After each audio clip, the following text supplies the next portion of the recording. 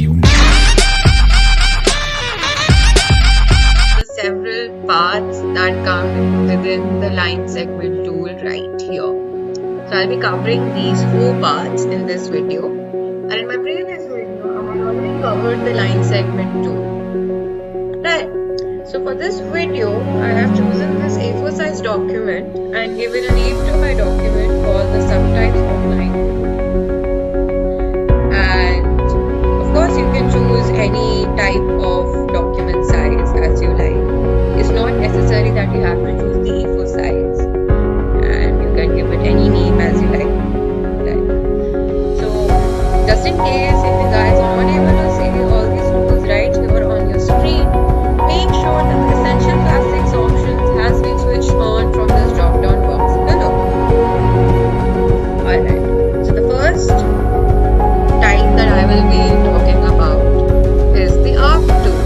Now the arc tool is really simple. So if you just click and drag your mouse like that, you can make different types of arcs like that.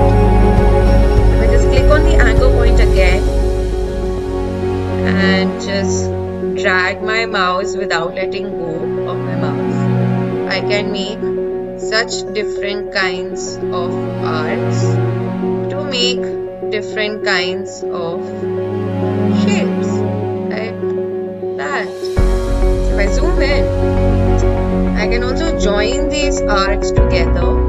So if I click on these 2 arcs right here, go over here to the shaper tool and click on the join tool, and I'll just drag my mouse over to the corners like that.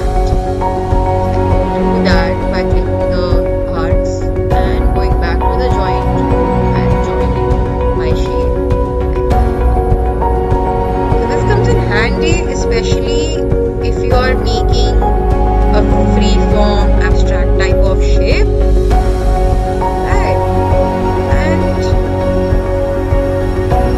can make any type of design you like that. So when you join it, it becomes super easy for you to then fill it in with any color you like. And of course, if you want, you can let the stroke be there as you like, or maybe you just remove it like that. So like once your arc is made, something like this, you can go back to the direct selection tool and of course further manipulate it by clicking on the handle like that, make it more curvier like that, like this, bring it upward, bring it downward, like that. There you go. Let's shift this over here.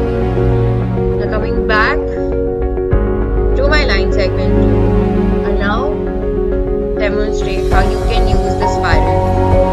Now the spiral tool,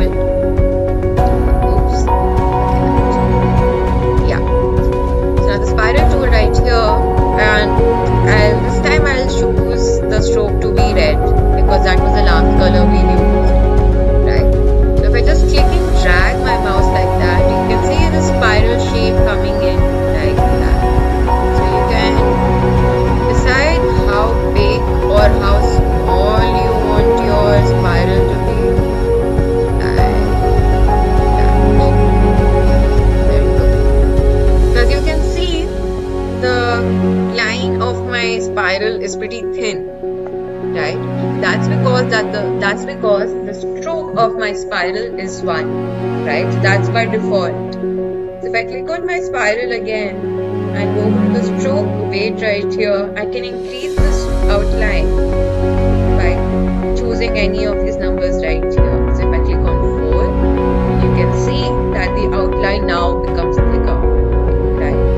So if I click on my spiral again and go back to the direct selection tool again, I can further manipulate this, and by clicking on the anchor points right here and manipulate it however I want my spiral to be, right?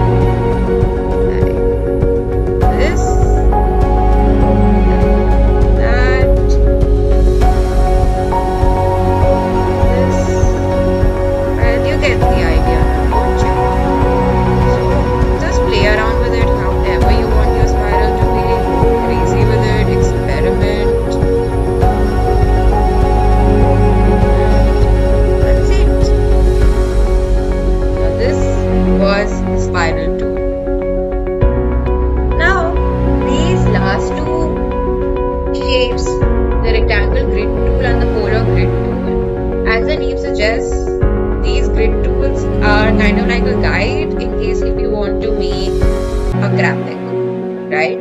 So the rectangle grid tool, what it does is that it will actually help you to make a particular type of table in your illustrations,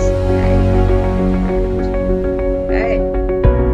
So if I click on this and just zoom in, I can manipulate this even further by clicking on the shape builder tool like that. So as you can see, these shapes automatically get selected like that. I can remove certain boxes if I do not want. If I just click on Alt, the plus automatically becomes into a minus and delete the squares that I do not require. Say